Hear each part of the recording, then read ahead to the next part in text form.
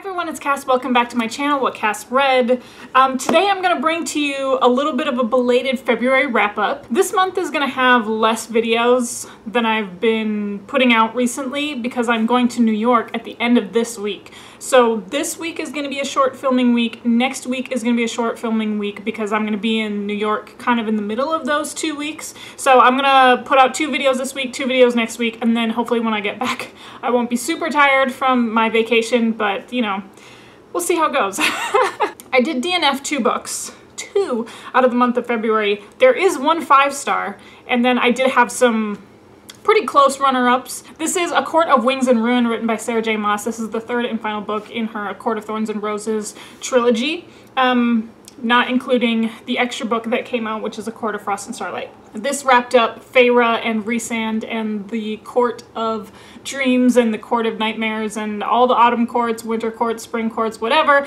This wrapped everything up. This one was a 3-star read for me, and I went into this not thinking that it was gonna beat A Court of Mist and Fury. Like, nothing was gonna beat A Court of Mist and Fury for me. I originally wanted to give this a 4-star read.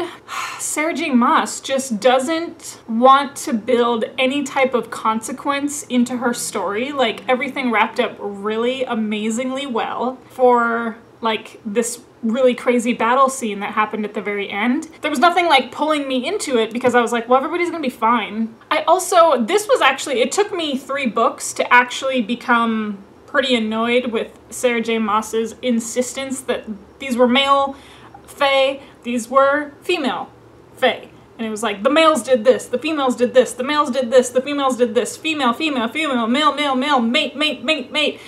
This was like the first instance where I was like thoroughly annoyed by it. The first 2 books, they just kind of blew right by me in terms of how binary this world is, and I've just known to expect that of Sarah J. Maas. I just don't feel like I need to explain why this was a 3-star read. You know it was a 3-star read. Now this next book, this is Dreamfever, written by Karen Marie Moning. This is book number 4 of the Fever series, and this was one of the books that I DNF'd. To be honest, I had started this a long time ago, and I was attempting to pick this back up and finish up the 4th and the 5th books for the month of February. I kind of decided I'm gonna give up on this. I kept holding out for book number 5. Like, I was told that my answers would, like, my questions would be answered by book 5, because that's like the original series and then it branches off from there. People who are familiar with the Fever series know what I'm talking about. And I just didn't want to go through it anymore. Our main character, Michaela, and Jericho Barons are like the 2 main ship that a lot of people root for, and then there's another, like, you know, male character involved that I don't want to get into too much, but Blaine, you know what I'm talking about. I didn't like the direction it was going in. It seemed very controlling to me. Like, all of the relationships in here are very controlling. And I was like, why are people rooting for this? Like, I just couldn't wrap my brain around why people were rooting for this very toxic back and forth between the multiple male characters. So yeah, I DNF'd this one. Okay, so then the next one, this is an Enchantment of Ravens, written by Margaret Rogerson. This is a story about a young girl who lives in this whimsical world. There are fae in this world that come out to interact with the humans because pretty much any kind of service that they may need, like they may need clothing made, they may need something made for them. Our main character, Isabel, is a portrait artist, and she makes portraits that people go crazy for. She actually does have a very large and wealthy population of fae who are her main clientele.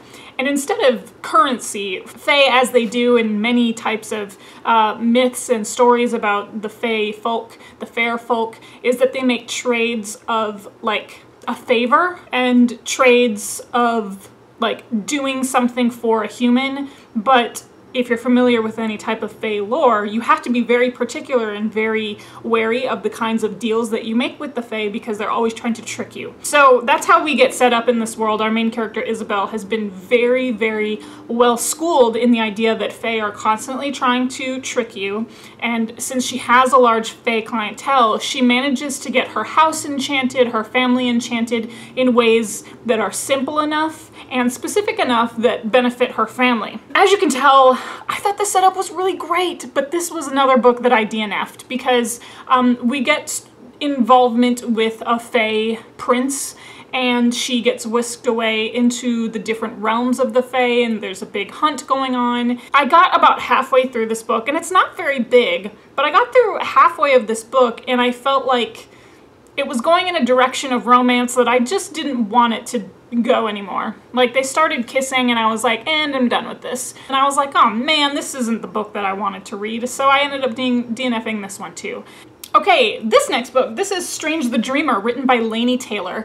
I ended up picking this one up as soon as I was like, I think I'm done with February. I think it's time for me to just switch gears and get out of this reading funk of DNFing things. And I picked up Strange the Dreamer because Muse of Nightmares, which is book 2 in this duology written by Laini Taylor, was nominated for the BookTube SFF Award. So by the time that my February TBR had gone out, the shortlist wasn't finalized, but I had a very strong inside look into the book count and the nomination count, and I saw that this one would be necessary because Muse of Nightmares was steadily rising to the top. So this is a story about a man named Laszlo Strange.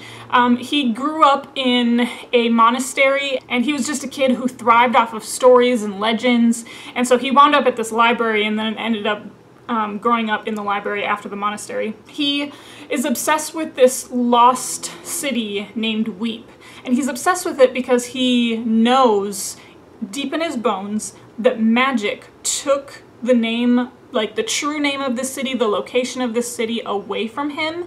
He used to know its real name, but now he only knows it by Weep, and he becomes obsessed and he becomes his own personal scholar. Laszlo does end up having some types of like professional and class battles with another male character that is just something that, like, if you grow up with someone that always gets under your skin and they end up having more money than you, and so he gets the leg up on you. It fulfilled so many things that I didn't know that I was going to enjoy. I listened to this one on audiobook as well, and I ended up rating this 5 out of 5 stars. So this was the 5-star read that I found for the month of February, and it completely just transported my whole life around. It was gorgeous. It was gorgeous. I don't know what I was expecting with this book. Like, I heard librarian named Laszlo Strange, and that's really all people could tell you about this story before you began it, and I was like, that just doesn't sound appealing to me. But once you get into the story and you just accept the magic and the narrative, and I got completely swept away with this one. So I'm really looking forward to Muse of Nightmares, to read that for the BookTube SFF Awards. This was a 5-star read. The next book that I finished up is also on audiobook. That is The Black Tides of Heaven, written by J.Y. Young. It's the first book in the Tensoret series of novellas that was released by Tor.com. I rated this 4 out of 5 stars. I almost made it a 5-star read, but it was very close to being a 5-star read. This was a novella, and I feel like it could have been a bigger book for how much detail was given to me, but I was also satisfied. Like, if this was what J.Y. Young had intended it to be as this shorter story in the shortest series of stories, then I thought it was magnificent. It takes place in this Asian world where there are the royal family, there are the Tensorets, and then there are the machinists, and there's a large class battle. There are 2 twins who were born into the royal family of the queen, or the protectorates, that's what they're called. And it's not a queen, she is the protector. These 2 twins were born to the protector and promised to the like high priest of the Tensorets, and the Tensorets are the ones who learn and practice these magic skills, and they serve the protectorate and the royal family. The machinists are this rebel group that are made up of common folk that do not have magic use, so that's why they try and better their station by utilizing machinery. This story was so complex for how short it was, and that's why I loved it. There were things that I feel like some people may not have liked because you just had to accept that there was not going to be as much world building. Like, if a character said something that was supposed to give you some context, you were supposed to take that and then and craft that into the puzzle that you have to form for yourself for this world. I attribute this to the number of classic martial arts films that I watched as a kid, that I was able to take the information that was given to me from the Black Tides of Heaven and then transmute it into all of the Asian fantasy that I had ever seen in martial arts films and this silk punk world that they created. J.Y. Young identifies as queer and non-binary. The gender fluidity of the characters and the sexual fluidity of the characters in this book was super intriguing, because in this world the children are grow up genderless, and then they are confirmed the gender that they would like to choose. They usually make it to about adolescence, but sometimes a little bit later, maybe 17 or 18 is what I gathered from this story, where they get to confirm and declare their gender. And then the Tenserate use some magic to craft their bodies into the gender that they would like to pronounce. The twins grow up saying their twin, they, them, their, all of those pronouns. I thought it was super clever being able to tell this non-binary story in this way and to have two twins.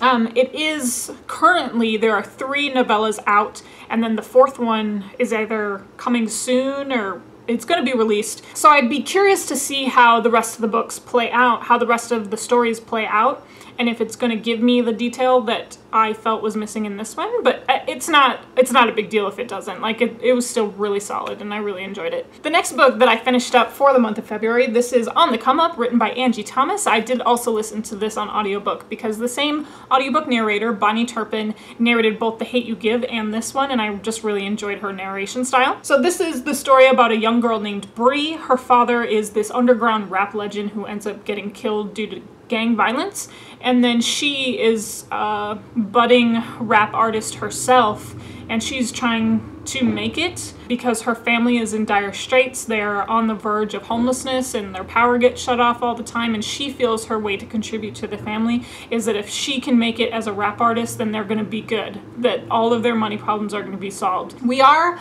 brought back to Garden Heights, which is the neighborhood that Star from The Hate U Give was raised. They're not sequels of one another, but the setting is the same. I don't feel like you necessarily need to read The Hate U Give before reading this one, but I strongly recommend that you read The Hate U Give because it was great. I was a little bit more critical of Angie Thomas in this one. She had so much success in the first one, but I didn't feel like I saw any growth as a writer in this one. It was written in the same exact way, where it was all told through conversation and inner monologue, but that's okay. It's a YA story, and you know, I still loved this story, but I just didn't feel the same impact the way that I felt with The Hate U Give. The other thing that I will mention about this book is that I think audiences will like The Hate U Give more because it is able to bridge into Black culture from Star's position as a student of color in a primarily white, rich, private school, and then she lives her life in Garden Heights. So you get this bridge into Black culture where you're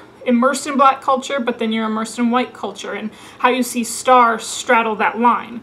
This book gives you no such bridge. It drops you straight into Black culture, and there's like no safety net, there's no band-aid, it's straight into Black culture. And I've seen some critical reviews of saying like, oh well, you know, I didn't understand some of these references, and that's okay because this book wasn't written for you. It was written for a set of teens, a set of young adults, Black kids in this country who don't see themselves represented on the page ever. I feel like as allies, we just need to accept that and move back and allow the space for these young kids to appreciate that this book was written specifically for them and not for you. All right, and then the final book that I read for the month of February, this is Dragon Keeper, written by Robin Hobb. This is book number 1 of the Rainwild Chronicles. I loved this book, but I did give it 4 out of 5 stars. So this book is the continuation of the Realm of the Elderling series. I'm hoping to finish it up this year. It's a 16-book series in total, and I have been working on this series for 2 years. So this was my first foray into Robin Hobb for the year. We are left off from the Rainwilds where the dragons have moved their way upstream so that way they could get to their hatching grounds. And in this book, at the very beginning, the dragons are hatching, but everybody's expectations have been completely shattered because the dragons that hatched are decrepit, they're malformed, some of them are simple. There were like 80 dragons that made their way upstream, and by the time we get to the real meat of this book, only about 50 of them, or not 50, 15 of them survive. And it's the journey of the dragons trying to find their way to their mythical city. We get the help of some young Rainwilder outcasts. The Rainwild people have completely ostracized them, so they have volunteered to assist the dragons. We also meet a young woman and representative from Bingtown, so we do get our harkening back to Bingtown and just how things have been repairing themselves and healing after the big, large battle of Bingtown after the live ship traders ended. So I really enjoyed being back in this world. The characters do read a little bit young to me. Like, if you're a YA reader and you make it this far into the series, I think this is the most reminiscent of a YA story, but with Robin Hobb's harshness. Like, it started off reading a little bit too easy, too simple, and then Robin Hobb would like cut you to the quick and you're like reminded of just how harsh she can treat her characters sometimes. So I did really appreciate that. Overall, I gave it 4 out of 5 stars. I am still reading Dragon Haven, which is book number 2, and I plan on taking that on my plane trip to New York because I get a lot of reading done on the plane. Alright, so let me know what you think about those books down below. Have you read any of them? What have you rated them as? Or are you also like anticipating reading those books later this year as well? Instagram, Twitter, @whatcassread, Goodreads, that link is always listed down below. And of course, you know how these videos end. I'll talk to you later. Bye.